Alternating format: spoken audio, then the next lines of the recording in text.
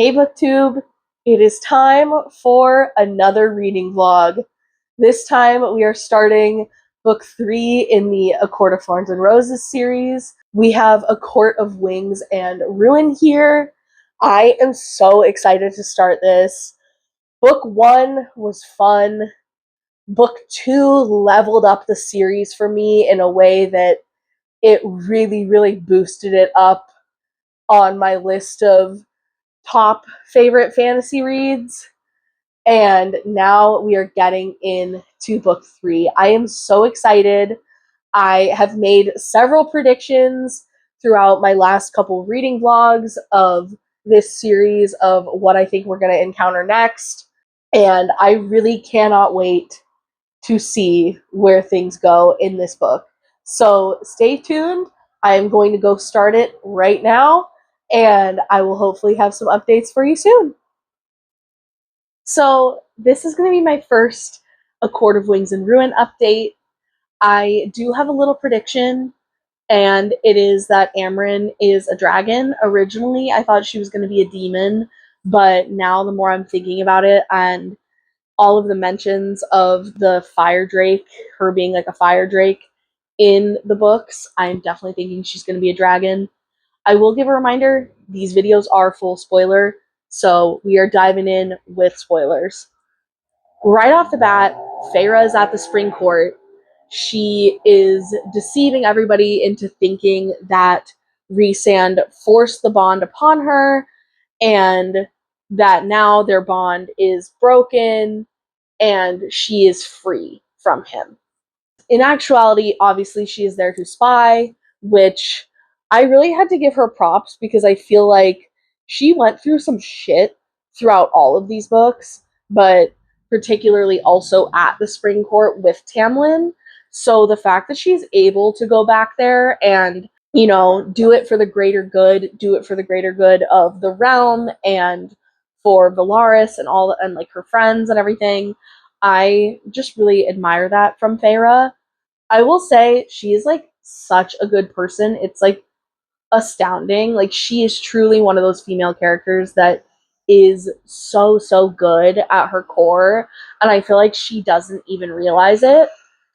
So we're going through this book.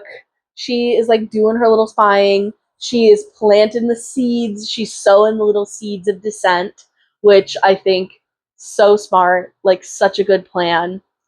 And then the dignitaries, emissaries, whatever they are, from Hybern come to stay at the Spring Court. And it's Jurian, Branna, and Dagdan. Branna and Dagdan are twins. Dagdan? Dagdan? Dagdan?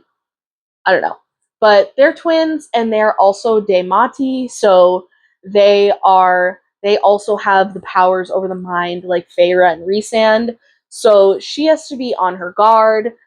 There is a crazy plot twist in here with Jurian potentially knowing that she is still bonded or connected to Rhysand in some way, him knowing that she does like still love him, and then with the twins, how they've been like secretly dosing her with the like Faebane powder so that her powers are going away. Like there so much happened in this first part that I like was not prepared for, but that was so good and so interesting to read. Like the way that Feyre's plans develop, and we're seeing this plan as it pans out. I really liked the way that was done. I thought that was super interesting. When it is revealed that they have like dosed her with the Faebane and that she's going to lose temporary grip on her powers and isn't going to be able to use them anymore, like that was like a crazy plot twist, and I thought that that was done really well, even though it did make me upset. Seeing how far Tamlin has fallen and seeing how like self-destructive and just awful he is being in his pursuit of being with Feyre is like really crazy and like sad to watch. Also on the solstice, when Feyre steals Ianthe's light, during like the solstice ceremony, and she's the one lit up by the sun, like she's the one that gets blessed. Like I just thought that was so cool, and that was actually one of the things I marked down that I might want to try to paint, because I just thought that that was such a fantastic scene. And then when we're getting towards the end of part one, how all of Feyre's plans are revealed to the reader, and we know that she is about to get out and get to go home, to Valaris and Rhysand and the rest of their little family.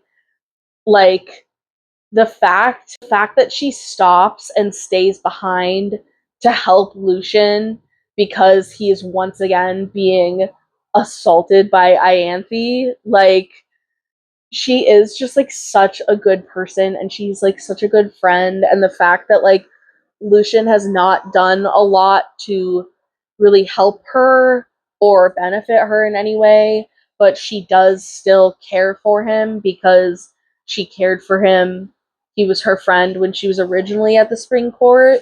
Like the fact that she decides that she can't leave him and goes back to save him, I really, really enjoyed that. I mean, it like kind of pissed me off because I was like, girl, put yourself first, like go back to Rhysand. But at the same time, that is part of what makes her such an amazing character. And also her punishment for Ianthe, like fuck Ianthe. She is just, it's very sad, and I feel like the way that she acts and is like so evil and entitled, like the way that was done in these books, I think has been really well done, even though obviously it is like so evil and shitty. But I am really, really loving this so far. I finished part one last night. I am about to dive into part two after I film this update. So I am super excited. I am really looking forward to getting deeper into the series because I feel like with every book, I'm enjoying it more and more, and I'm getting deeper invested, especially in Feyre and Rhysand's romance and in the found family. Like the found family aspect of this book is just so good. Last thing I wanted to mention, I knew Lucian was going to have a redemption arc. I just had a feeling. I had a feeling he was going to get his redemption arc, and I'm kind of glad. I'm hoping that we will see some major character development from him, like we have seen with some of the other characters in these books. So I am hoping that we get a good character arc with, you know, good redemption arc with actual character development for Lucian. I am back with another A Court of Wings and Ruin update. So I am into part two now. I have a lot of thoughts. I'm going to try to get those thoughts out as concisely as I can. So, right off the bat, part two, Lucian and Feyre are fleeing the Spring Court, and they're trying to go through the Autumn Court while not getting caught by any of Lucian's family. Their friendship is like getting to me and making me like very emotional. Like the fact that Lucian was not always a very good friend to Feyre when she was at the Spring Court, and the fact that now like Feyre's sister Elaine is his mate, and like there is like a lot of tension between them, and like not the like fun spicy kind, you know.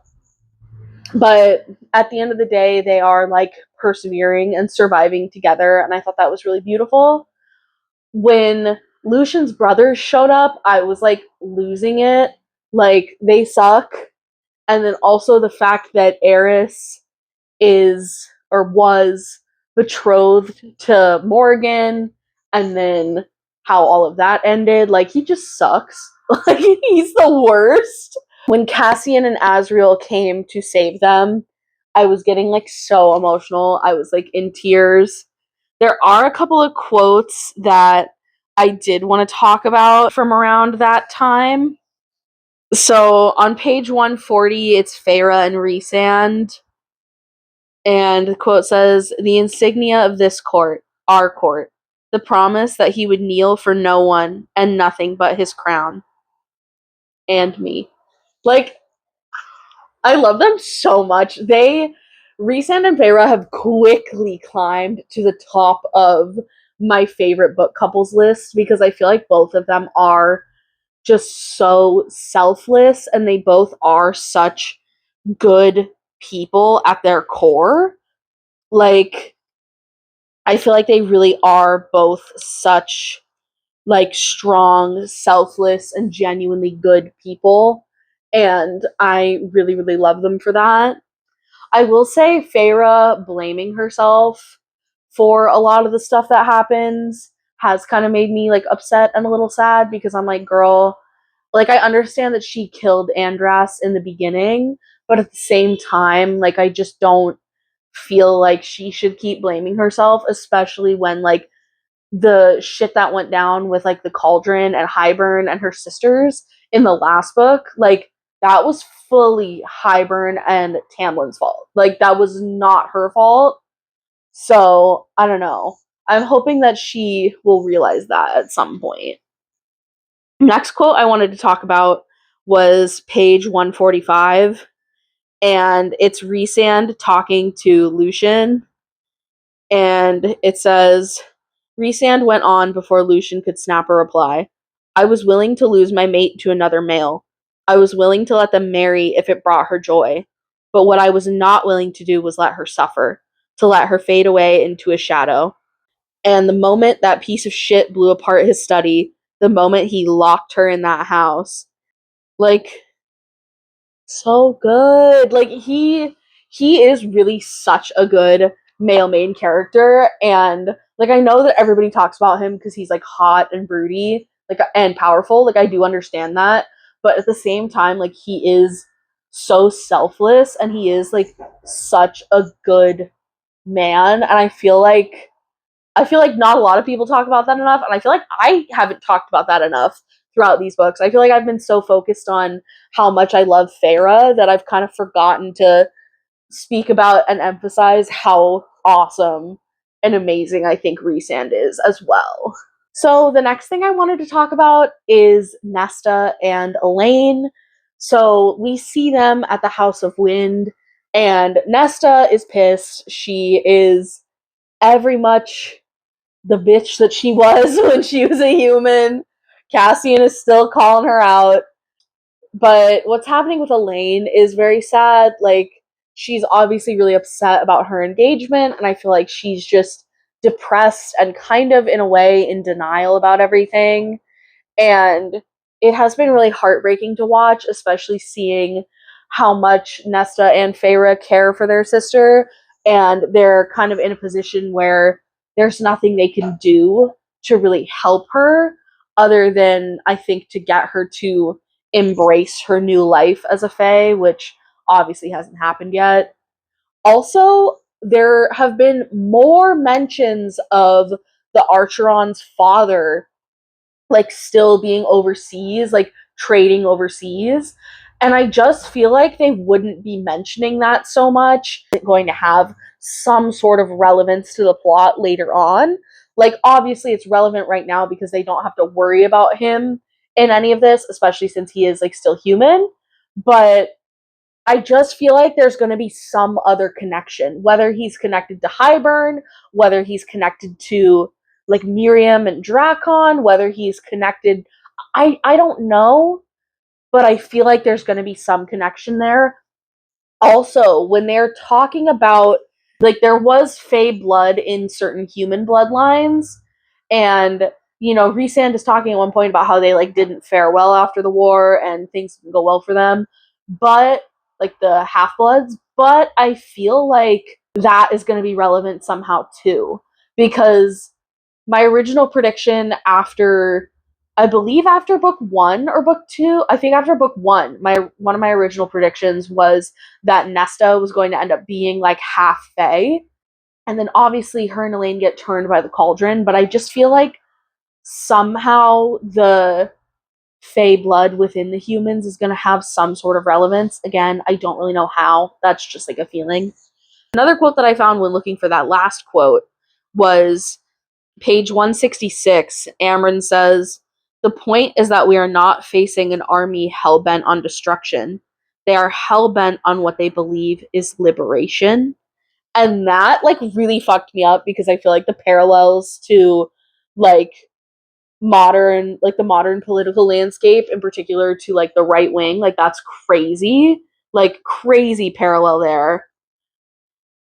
What else did I want to discuss? Oh, the bone carver in the prison. They go back to the prison, they see the bone carver. He reveals that the weaver is his sister and that they're all death gods. And then there's that quote about like attracts like. And what is Nesta? What is Nesta? Like, what powers does she have? Like, now it's been, like, they knew that Nesta came back a little bit weird, but, like, Nesta was already kind of a bitch, so, like, I feel like none of us really thought that much of it. But now the bone carver has admitted that something is going on with Nesta.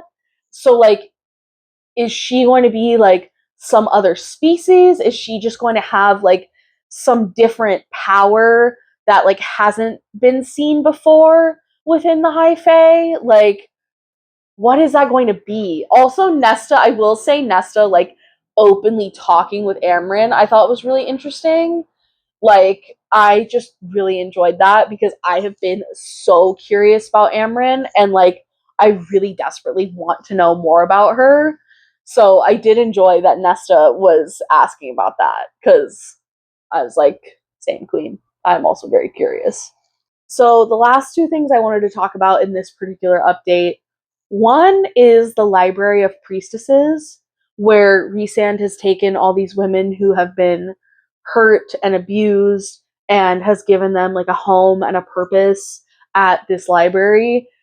I read that and I was just like sobbing. Like, again, goes back to like how good of a person he is, and also like that is such a good and kind thing to do, and that just made me really really emotional because I feel like that was a really beautiful addition to this story. Also, what is living at the bottom of the library, that is also what's down there. I need to know, and I feel like it wouldn't have been mentioned if we weren't going to find out. Like, I feel like that's going to be relevant at some point.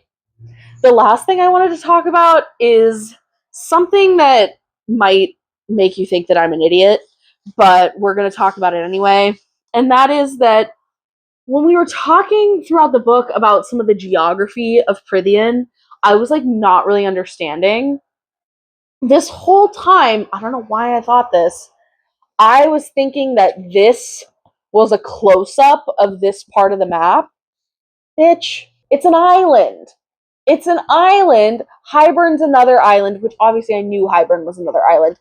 And then this is the continent, which, like, am I stupid because it took me 3 books to figure that out? I mean, maybe. But I would look back at the map and I would be like the way the courts are intertwined makes sense, but then for some reason I was thinking that like Valahan and Monteser and everything like that, I was thinking that they were connected to the mass with to the land mass with the courts on it, and like no, the courts, that's an island. I already knew Hybern was an island, but then it's the continent next to them, which again, I don't know, what can I say? I've been sick, I'm tired, and it clearly shows. But I'm gonna read some more of this, and hopefully I will have another update for you soon, so stay tuned for my next update. I have another A Court of Wings and Ruin update. So I'm currently on page 332, and a lot has happened since I've last updated you. So we've checked in with Elaine and Nesta. Nesta is still trying to master her powers. There's a part in this book where Nesta is talking about how the cauldron took something from her, so she took something back from it. And I was just like, this is so good. Like, what did she take? And then how they're talking about how, like, she says at one point that not even Amren knows what Nesta is, which I just thought was like so fun. Oh, okay, here's one of them. Page 329. What did you take? I don't know. The words were barely more than a whisper. Even Amren can't figure it out. I'm losing it. That's so good. Also, we learn more about Amren, which I really, really like. I still really, really want to know what she was, especially after the part where she's talking about how, like, she didn't feel all of the feelings that she does now that she's Fae, like, before in her original true form. I just am like so curious about her, and I do love that Nesta was kind of pushing for it and trying to find that out because, I want to know too. Like, tell me. All right, so let's go back to Elaine. So she is like saying all this crazy stuff. They think that she's insane. As soon as she made the comment about the ravens, one white and one black, I was like, oh, she's going to be an oracle. Like, she's going to be like an oracle or a seer. Like, especially thinking about how, like, in different myths, like, thinking about, like, the Oracle of Delphi and stuff, like, they speak in riddles and they see things from the future, but they're speaking in a way that makes them sound crazy that nobody can really understand. So that was, like, my immediate thought. And then I was also thinking that comment about the ravens, I was thinking it was going to be the black and white queens from earlier on and like from the previous books. But then it turns out to be Hybern, his two little ravens, and the fact that they got into Valaris was like devastating. That was like earth shattering for me. The scene in the library is like crazy. And then Feyre goes down to the bottom, and there's like an eldritch entity down there that we still don't know what it is. It helps Feyre. She communicates with it, makes a bargain with it, speaks to it, and we still don't know what it is. I just want to know what it is. Like, Cassian, just tell us. Like, please, just tell us. I must know. I'm gonna look through here real quick. Oh, okay, so talking about Elaine made me think more about Nesta and this quote right here. So, one of the ravens says, "You're an unexpected prize, too," the black haired one said to me, "but your sister," a smile that showed all of his two white teeth. "You took something from that cauldron, girl. The king wants it back." That was why the cauldron couldn't shatter the wall. Not because its power was spent, but because Nesta had stolen too much of it. That's so, so good. Like, that is so good. I am literally giggling and kicking my feet. I am having the most fun. We're getting a little bit more insight into Feyre's relationship with her sisters, which I am really enjoying. I have really liked that a lot. And then there were a couple more quotes that I know I wanted to discuss, so I'm flipping through to them real quick. I felt really bad for Mor when they had to work with Eris, knowing that, like, likely they're going to have to continue to work with Eris, and that sounds not good. So, here they are. When we're in Lucian's mind, he thinks that circle of people who now claimed to be Feyre's new family, it was what, long ago, he'd once thought life at Tamlin's court would be. That, like, broke my fucking heart.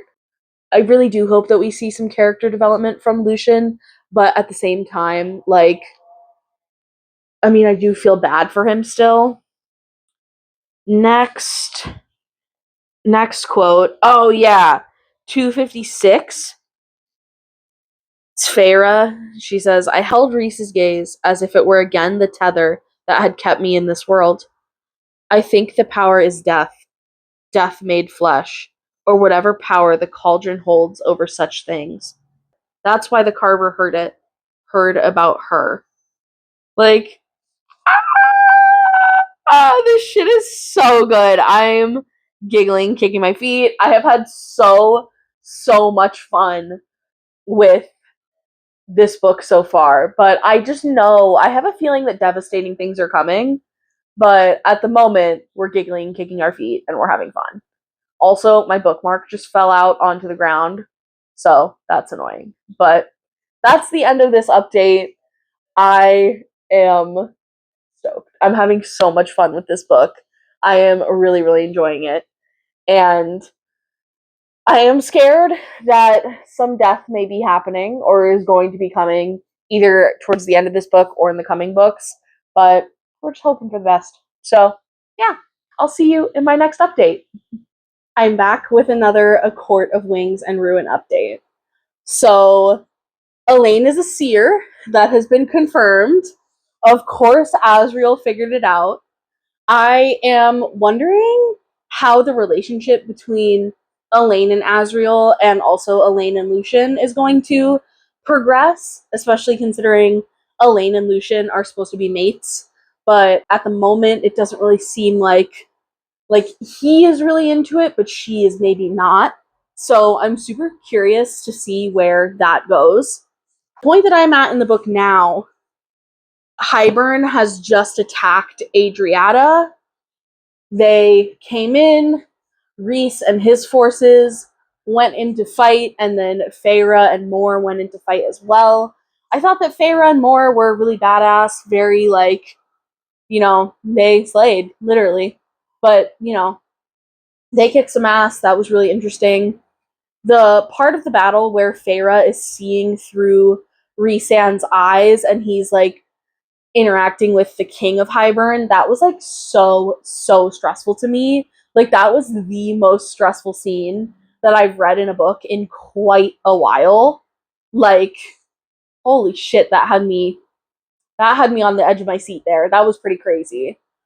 I also really liked how they didn't glorify the war. There are a couple passages in those chapters that really illustrate the horrors and how none of them are glorifying it. None of them are the glory of battle or anything like that, which I thought was a really nice point. There are definitely a lot of quotes in here during the section that I just read that I want to talk about and discuss. So let me start flipping through and finding some of those. Oh, here's one of them. 356, Feyre says, I stopped being able to feel a great many things as we killed and killed, sometimes engaging in outright combat, sometimes with magic, sometimes earning our own bruises and small wounds. Oh, here's a really good one. This is from chapter 38, from page 367. I tried to remember the usual fit of my soul in my body, the priority of things, my way of looking at the world, what to do with my limbs in the stillness. How did I usually position my hands without a blade between them? How did I stop moving? That just killed me. That was so good. Oh, okay. The main quote I really wanted to talk about. This is on page 368. And this again is Feyre. And I feel like this quote that I'm about to talk about is the very heart of Feyre's character and who she is as a person, and is really, really important because of that. So again, page 368, Feyre says, it wasn't only the cost of life that ripped and devastated and sundered. It was the altering of a soul with it. The realization that I could perhaps go back home to Velaris, perhaps see peace achieved and cities rebuilt. But this battle, this war, I would be the thing forever changed. War would linger with me long after it had ended, some invisible scar that would perhaps fade, but never wholly vanish. But for my home, for Prythian and the human territory, and so many others, I would clean my blades and wash the blood from my skin, and I would do it again and again and again. Feyre, I love Feyre. I feel like Feyre does not get enough love, truly.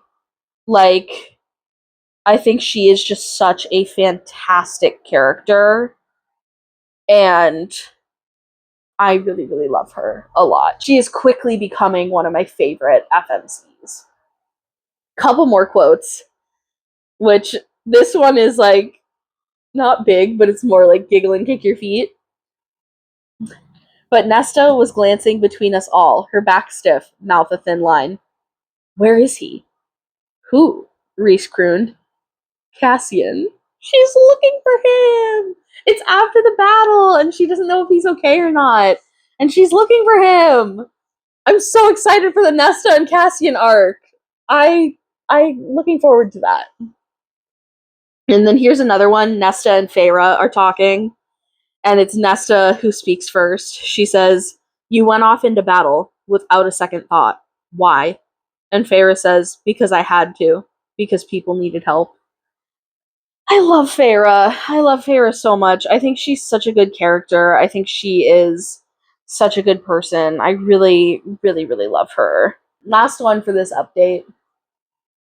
I had been terrified once in Tamlin's court of being given a crown, had dreaded it, and I suppose that I indeed had never fretted over it when it came to Rhys, as if some small part of me had always known that this was where I was meant to be, at his side, as his equal, his queen.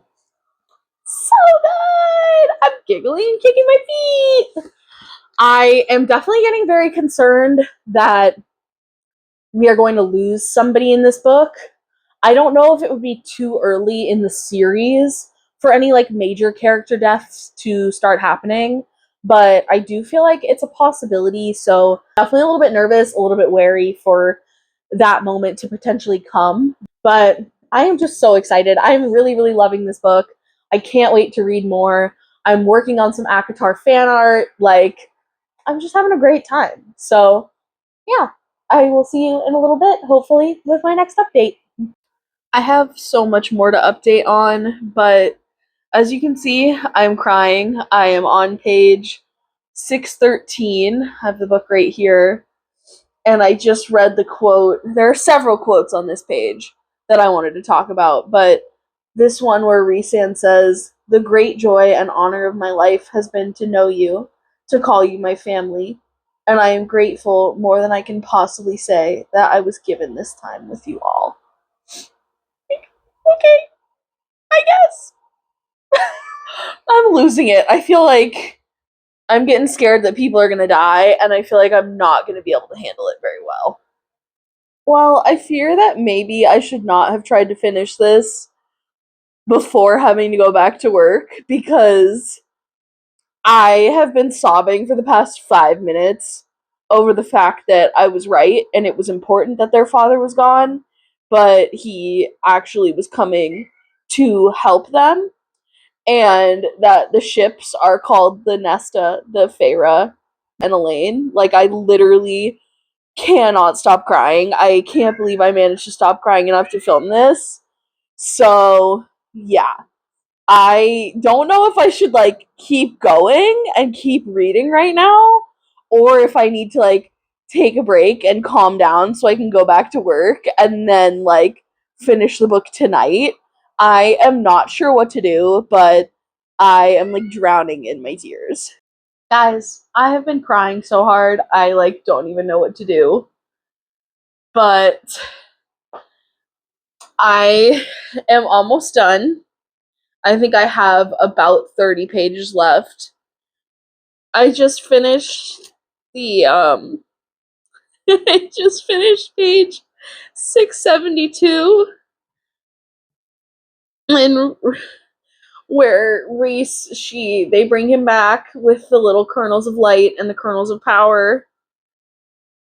And when he says, "So I reached out a hand," Rhys went on quietly, "to see if she might want to come back." And he got him. And she's and like obviously she gave up like her true form, but like this is her home now, and now she gets to be High Fae and gets to like live with her found family.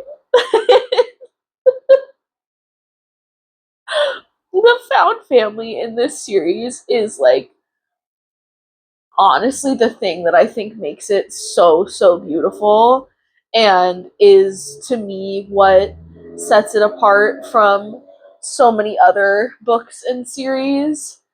Like, I have read things that are technically more well written and that are technically more complex, but truly the found family in this is so beautiful and so, so special.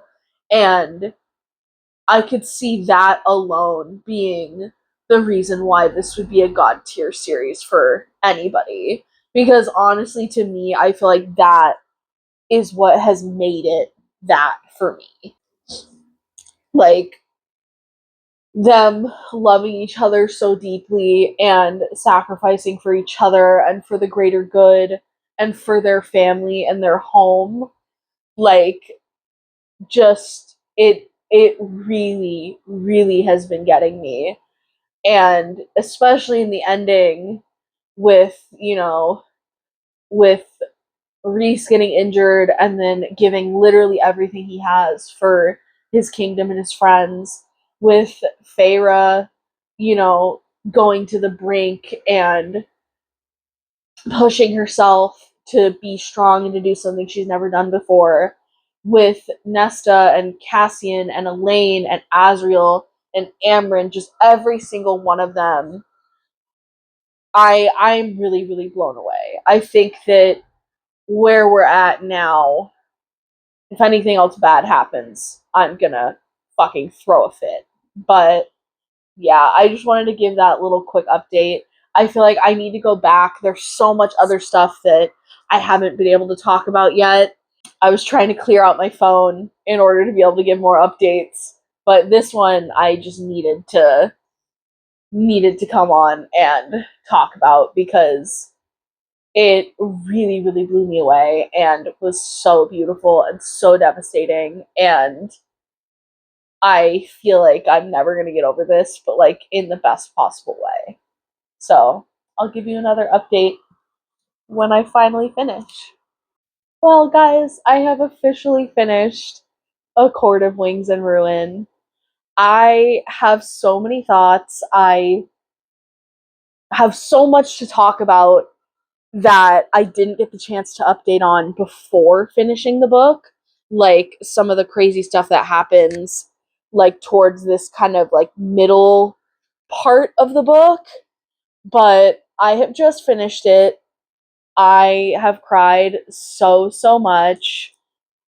Amren and Rhysand just like ripped my heart out. There are so many quotes I want to discuss. I'm going to try to make this as coherent as I can. So, let's go. First thing I want to say, I already kind of said this earlier in the video, but the found family in this series is fantastic, and it's definitely one of the things, in my opinion, that makes it so fantastic is that beautiful sense of found family and how the entire group of friends love each other and they love their home so much that they were willing to sacrifice everything to save it. And I thought that that was very, very beautiful.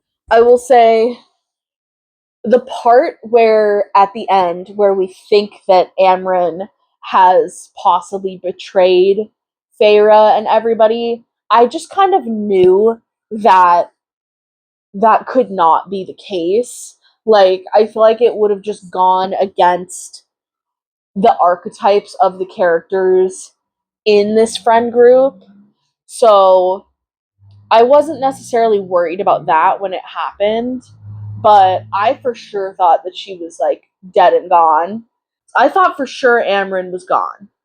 Then when Rhysand died, I was like, there is no physical way that he's not going to come back because this is a romantasy series, and in order for a book to be considered a true romantasy, it has to have a happy or hopeful ending. So I knew that he couldn't die and stay dead. I knew that that was not really like that was I was not entertaining that as a possibility. But yeah, there it was still really sad and really stressful. Their father dying for them was so sad. Elain, Nesta and Elain being the ones to actually kill the King of Hybern, I thought that was really well done. And I am super excited to see their story in future books now. I am really looking forward to continuing with the series.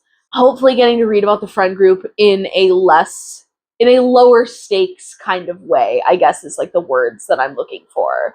Because throughout the first 3 books in this series, book 1, there were some high stakes at the end, but it wasn't crazy. Book 2, stakes are getting higher, things are changing, things are getting crazy. And then this book was literally like world ending level stakes at some points. So I'm hoping that in books 4 and 5, we will get to see them chilling, just doing some hanging out, and maybe, not being in mortal peril. I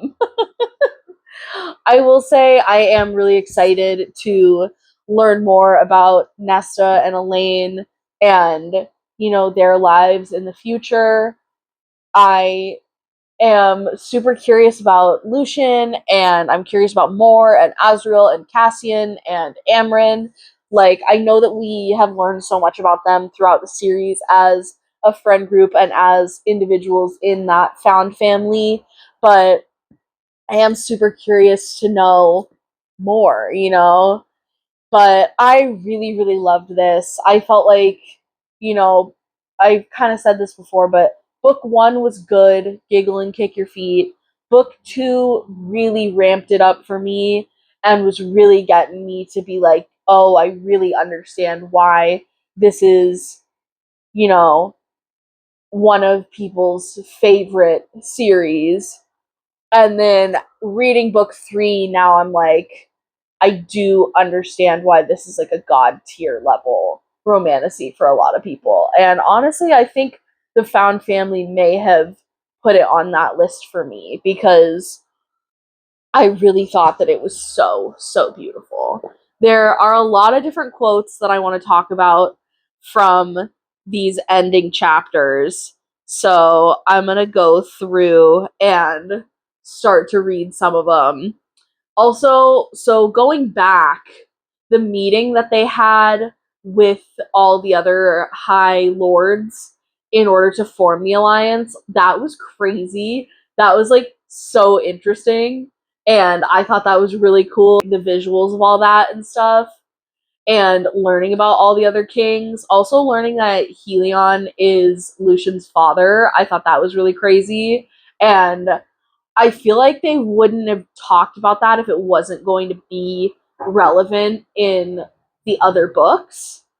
I am also really curious to see with the other books what like level of stakes we're going to be having. Like, is it mostly going to be like internal character development with like Nesta and Elain and like relationships and stuff, or is it going to be like some other crazy world altering or potentially world ending event is going to occur, and we're going to have to watch all of them go through hell all over again? Rhys says, "Do not get distracted. Do not linger. You are a warrior, and warriors know when to pick their fights." And then he also says to her, "You do not fear," Rhys breathed. "You do not falter. You do not yield. You go in, you get her, and you come out again. Remember that you are a wolf, and you cannot be caged." Like, with Andras being the wolf, like the parallels, Tamlin caging her inside the house, like the parallels there I thought were really beautiful. Also, the "you do not yield," just really. Also, yeah, Elaine getting captured and then them getting her back, like right before, right before all this other shit goes down with like the actual battle. That was crazy.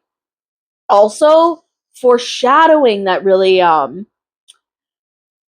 got me. Page 573, when Feyre is dressed as Ianthe, and she goes, "I kept up my litany of praying, beseeching the cauldron to make my womb fruitful," on and on.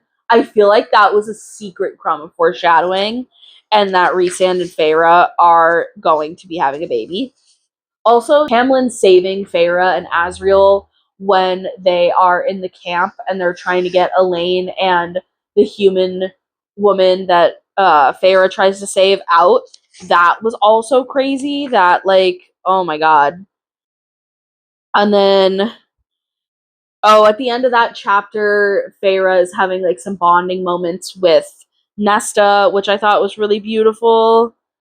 Also, more being comfortable enough to come out to Feyre, like, that was really, really beautiful.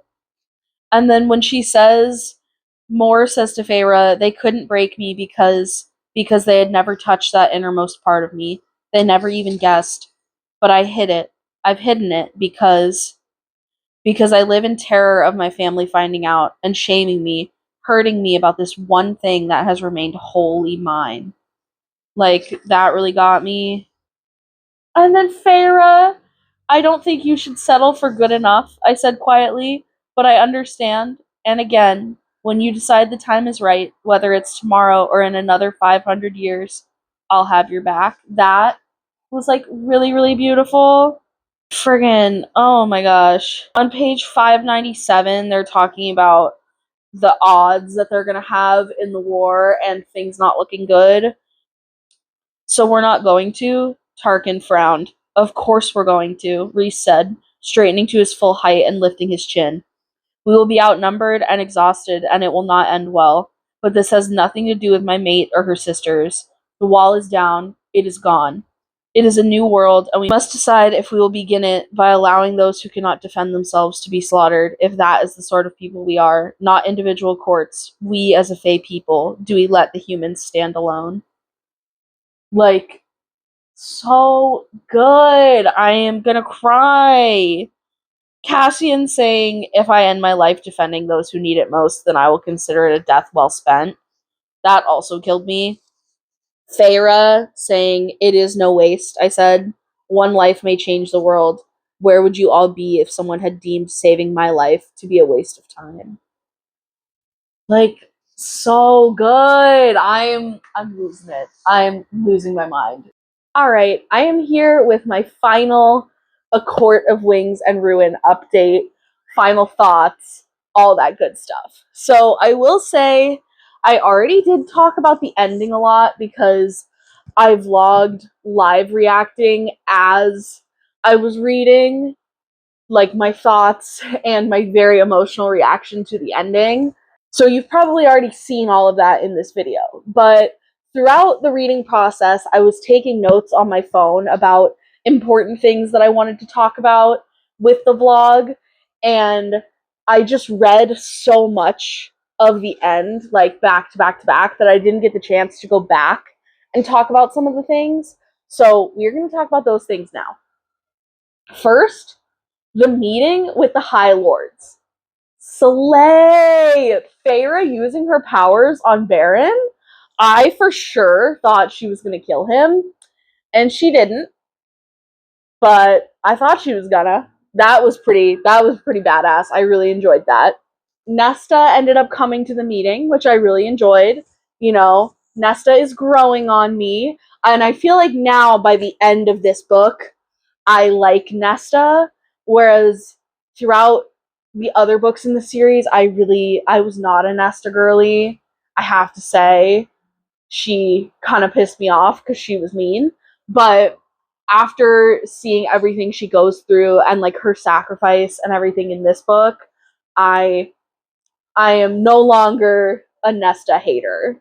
Let's just say that. So Bryaxis was another thing that I wrote a lot of notes about because I just wanted to know what he or it was or is.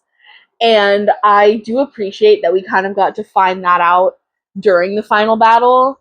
It also, like, brought me a lot of joy that we finally got to know exactly what Amren was. And I am also really glad that she didn't end up actually dying. I'm glad that she was able to come back.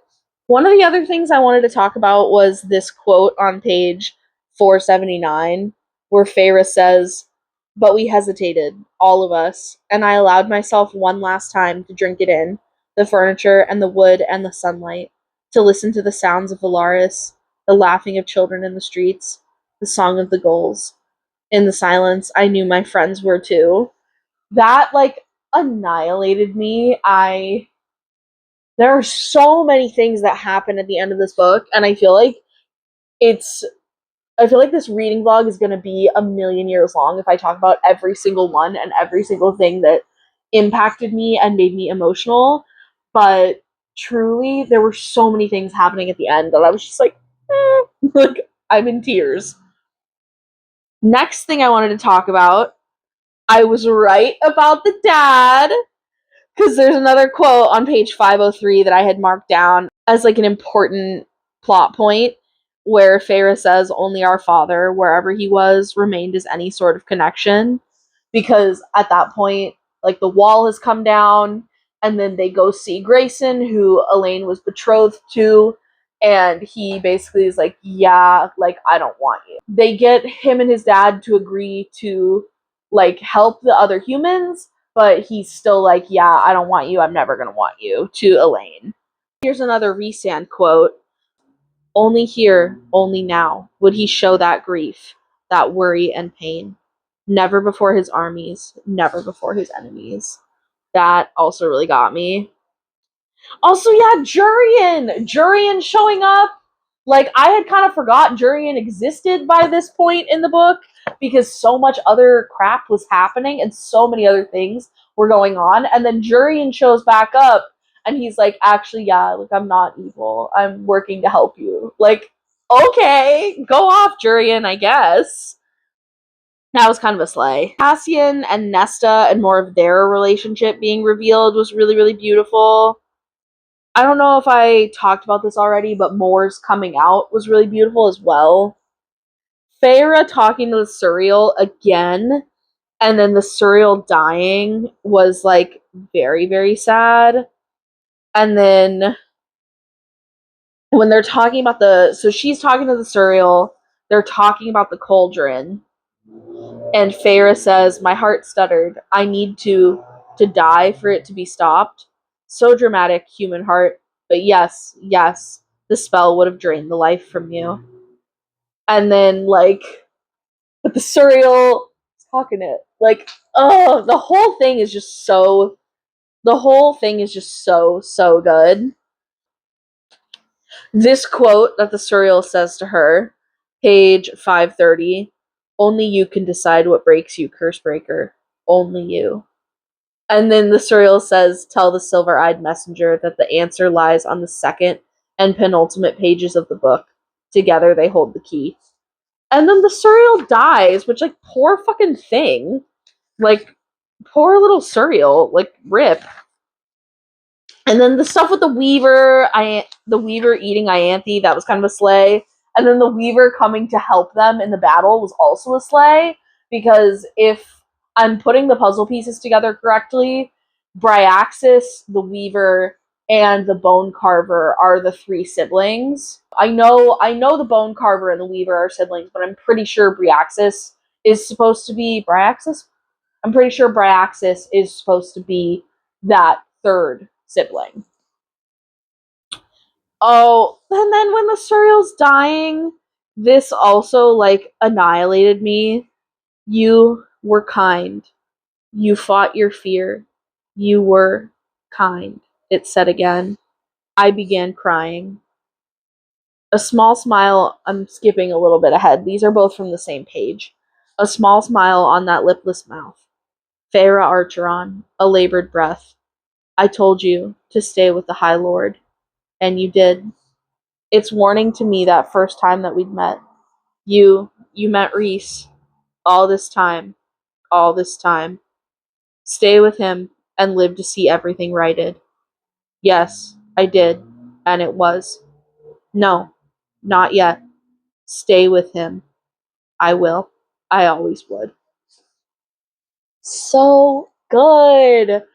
And then the next page, the Suriel says, leave this world a better place than how you found it. And that just that whole theme of leaving the world a better place than how you found it is such like a prominent theme in these books, and I really, really, really love that. Here's quote from another quote from Rhysand that really, really got me. 544. I do not let you do anything. He tilted my face up, Morin Asriel looking away. You are your own person. You make your own choices. But we are mates. I am yours, and you are mine. We do not let each other do things as if we dictate the movements of each other. But I might have insisted I go with you, more for my own mental well being, just to know you were safe. And then on the next page, this is Cassian speaking to Rhysand. He says, so you're allowed to be mad about our choices to protect you, and we're not allowed to be furious with you for your self-sacrificing bullshit? Like, slay. Slay.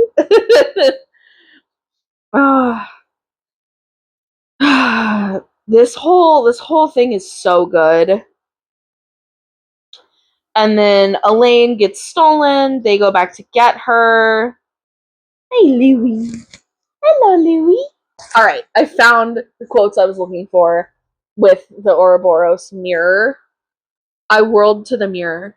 Where I had been standing, that beast now sat, scaled tail idly swishing through the snow, watching me. No, not watching. Gazing back at me, my reflection of what lurked beneath my skin. My knife clattered to the stones and snow, and I looked into the mirror. Also, the bone carver being their son, that like fucked me all the way up. That really fucked me up.